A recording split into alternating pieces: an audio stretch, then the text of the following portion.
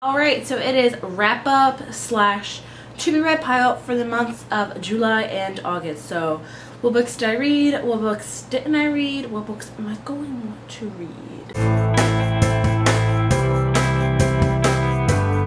As a side note, I'm also, for my weekend video, I think I might do another question and answer. I'm not sure yet. It depends on how many questions I get. So if you guys have more questions you want to ask me that you were not answered in the last Q&A, please ask them now. If I get enough, I'll do a video. So yeah, it's a so-so month. I'm saying that because I read a lot of good books, but 2 of them in my to be read did not get reread like I thought it was going to. And the 2 books I'm talking about is Reckless by Cornelia Funk, and then the 2 classics, which was Picture of Dorian Gray or Sensibility. And I didn't even attempt to read those 2, to be honest with you. I don't know why. I just wasn't feeling it, and I go with my gut with reading. I just, whatever. And Reckless, I attempted to start reading it, but it really confused me starting it off. Like, I was not understanding the premise of it whatsoever. I don't know if anybody else has had that problem. Should I keep reading it more? I'm not giving up on it completely, of course, but I'm gonna come back to it at a later time. But I just felt like it was confusing and I didn't know what was going on, and yeah. But overall, I did read 7 books for July. I read, and I've already done a review on it, it'll be right here, is The Future of Us by Jay Asher and Carolyn Mackler. The book was great. I gave it a 4 out of 5. I thought it was amazing. I'm not going to go too much into it because I have its own review, so go check it out. Lola and the Boy Next Door by Stephanie Perkins, and everyone loves Stephanie Perkins. I don't think I've seen a video where people haven't loved Stephanie Perkins books, and surprisingly, I liked this book better than her Anne and the French Kiss. I love Lola. I love that she embodied everything girly, and glitter, and after reading this book, I really wanted to like be really, really girly and go put on some glitter eyeshadow and just completely change my persona like she does. I love that she does that. One day she's wearing a short bob furry wig, next day she's wearing Marilyn Monroe hair. I love that. And I love her love interest in this book, which is cricket. I thought it was an amazing book. I loved it way more than Anne and the French Kiss. I don't know if anybody else has that same feeling as me, but that's just how I felt. So I gave this one a big 5 out of 5 because I adored it. Really adored it. The Immortal Rules by Julie Kagawa. Another complete amazing book. This one surprised me. I was not too sure going into it because I am so on her Iron Fae series. I'm not a big fairy reader, but boy oh boy does she write vampire as well. I love this. I've also done a review on this one as well. I'll link it right here. It's a very dark book, I will tell you that much. I gave this one I can't remember if I gave it a 4 out of 5. I want to say I gave it a 5 out of 5 because it completely astounded me. And it's super thick, be warned about that, but go check out my review on it. Sisters Read by Jackson Pierce. Now, I'm a subscriber to Jackson Pierce's videos. I've known about her. She's hilarious. I think she's awesome. And I have not attempted to read one of her books, but this month I decided to randomly read one. And I liked it, guys. I didn't love it, but I liked it. The series Jackson Pierce is doing is each book she's writing is taking a different spin on a fairy tale or, you know, just a tale. This one was about a bad wolf, pretty much, and it was about that. And there's 2 sisters, one named Scarlet, one named Rosie. And I've seen a lot of people's videos, and a lot of people's videos favor Rosie over Scarlet. And somehow I'm the complete opposite. I really like Scarlet. I think it's just because Scarlet reminds me so much of myself, because if this happened to me, I would be the same way, I think. I would be very determined. I would be headstrong. I would want one thing, and I would do it. You know, I don't think a lot of people respect that in Scarlet, but I do. I really like that she, you know, sometimes it's bad to have a one-track mind, but sometimes it's good. Overall, this book was, I liked it. Don't get me wrong, I really liked it, but it didn't wow me like I thought it was going to wow me. And I'm sorry to say, but I gave it a 3 out of 5. I suggest you read this completely. It's a very good book. Midsummer's Nightmare by Cody Keplinger. You guys know how much I love Cody Keplinger. Like, she's literally one of my favorite authors. It's just her style of writing and the way she writes. I love it. I love it. And this book, I loved as well. Are you surprised? I'm not, because I absolutely adored it. This is about a girl is Whitley, and her dad gets married. Her parents are divorced. She gets to see her dad during the summertime, and that's like their time to bond, hang out, whatever. And surprisingly, this summer, when she goes to see her dad, he's like, "Oh, by the way, I'm engaged and I'm getting married in a couple months, and you have 2 step-siblings." And she's like, "What?" Like, I would be like, who would not tell their kid that? Who would say, "Let me hold this surprise for my child that I'm getting remarried"?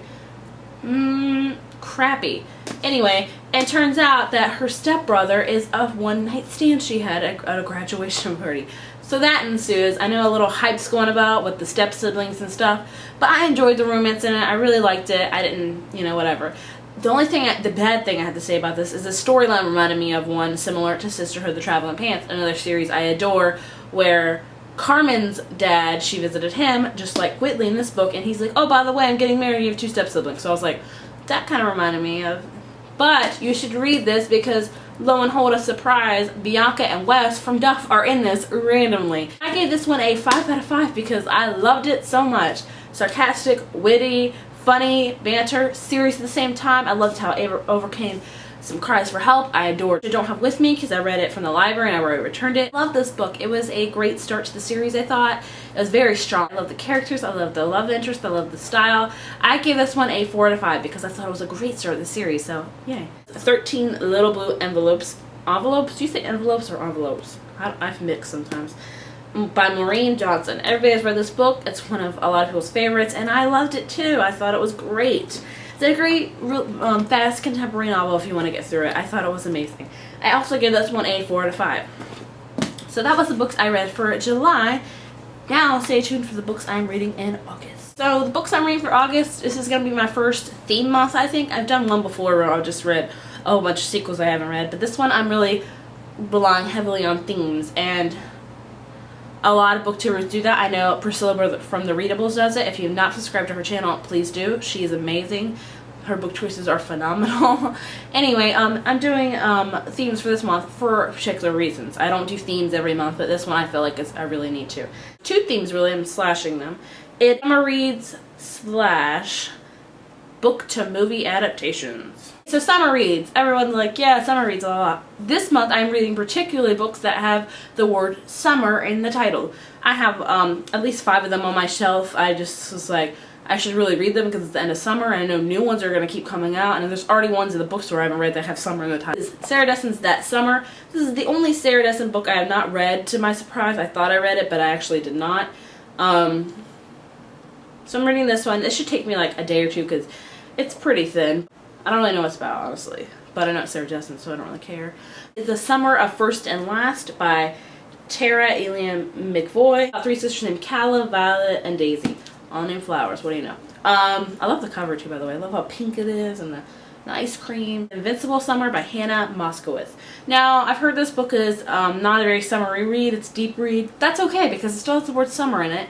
And it's about summertime, so I'm still going to read it. His name is Chase, and he's learning about summer and family dynamics and falling in love and all this stuff. I've heard it's a very...